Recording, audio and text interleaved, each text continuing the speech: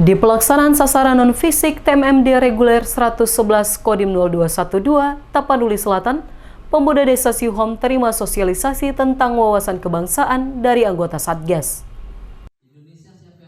Pelaksanaan TNI Manunggal Membangun Desa Reguler 111 tahun anggaran 2021 yang salah satunya difokuskan di Desa Sihom, Kecamatan Angkola Barat, Kabupaten Tapanuli Selatan, tidak hanya melaksanakan pengerjaan fisik, namun pekerjaan non-fisik juga dilaksanakan secara bersamaan. Pasi Teritorial Kodim 0212 setempat, Kapten Infanteri Adenan Pane, menilai bahwa pemberian wawasan kebangsaan kepada generasi muda sangat penting agar para generasi muda tidak terbawa arus negatif.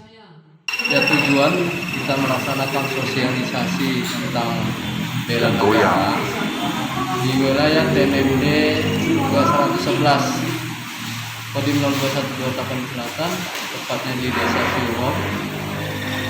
Ya, tujuannya ini untuk memberikan wawasan pada masyarakat tentang cinta kepada bela negara. Ini masyarakat yang ada di wilayah ini supaya sadar tentang bela negara.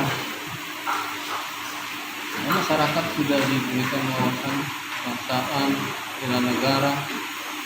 Ini sangat penting bagi bangsa kita, khususnya masyarakat yang ada di Tanggabatu, Desa Sihom.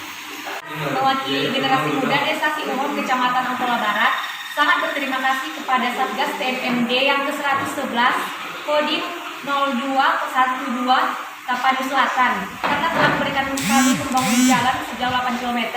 Selain pembangunan, kami juga diberikan penyuluhan. Penyuluhan ini sangat bermanfaat bagi kami semua sebagai anak bangsa. Apa aja tadi yang diberikan Bapak TNI tadi penyuluhannya? Kami telah diberikan penyuluhan tentang bela negara dan wawasan kebangsaan.